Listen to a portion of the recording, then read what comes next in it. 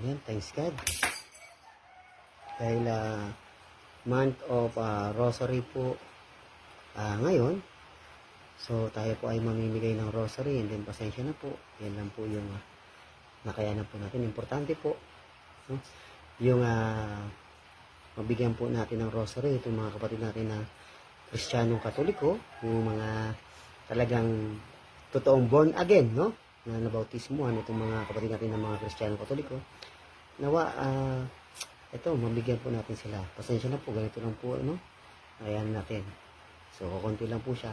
So, thank you po kay Sister Emma. Ayan. Dahil po sa kanya, no? Ayan. Nagkaroon po tayo ng ganyan. Maraming rosary. And of course, thank you po din po kay Tita Esther na kung saan siya rin po, no? Nabigyan niya rin po ako ng rosary. And nawa, makatulong po yung rosary na to dun po sa mga pagbibigyan po natin. And nawa sila po ay makakapag-rosary din, no? Araw-araw, hindi lang po ngayong buwan. Kaya thanks God sa Parade of Saint po, no? Ito po, pamimigay po natin yan. So, thanks God, thanks God. Spread love and manatili po tayong cute, Catholic and Tibetan. Bye everyone! So please, ugalin po natin mag-rosary every day. God bless everyone. Love you all.